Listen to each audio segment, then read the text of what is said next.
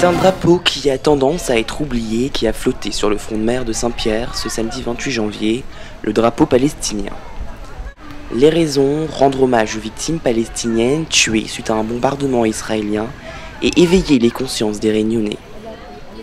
Arborant fièrement le kéfi et un t-shirt I Love Palestine, Delphine, à l'origine du mouvement local Réunion Palestine Solidarité, nous explique. Rendre hommage aux 1400 victimes civils palestiniens qui ont été tués suite au bombardement israélien l'hiver 2008-2009. En 3 semaines, il y a eu 1400 civils palestiniens, il y a eu plusieurs maisons détruites, des hôpitaux, voilà, un massacre. On a essayé de faire des cercueils. Pour faire prendre conscience aux gens, parce que souvent c'est le visuel aussi, on a beau entendre des choses mais on s'en rend pas compte réellement. Donc en voyant des petits cercueils, des grands cercueils, on se rend bien compte que là ils n'ont pas fait de différence, qu'il y a des enfants qui sont morts, des bébés. On pose également des photos, donc c'est pour faire prendre conscience aux gens que voilà, c'est un réel massacre de civils et non pas une guerre.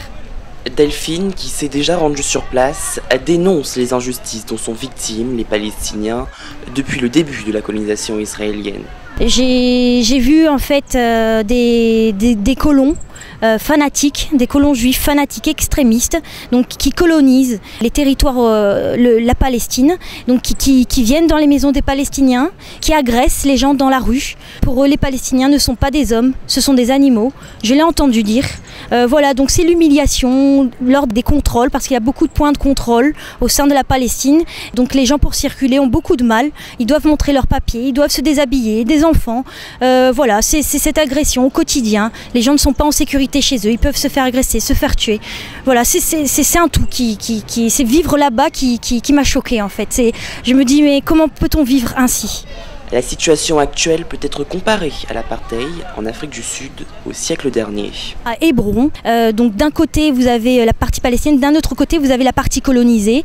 Dans la partie colonisée, les Palestiniens qui vivent ne sont pas protégés. Il y a 1500 soldats qui protègent les colons. Les colons ont le droit de porter des armes. Oui, on peut parler de ségrégation, on peut parler d'apartheid, clairement. Réunion Palestine Solidarité, qui a été lancée l'an dernier, ne compte pas en rester là.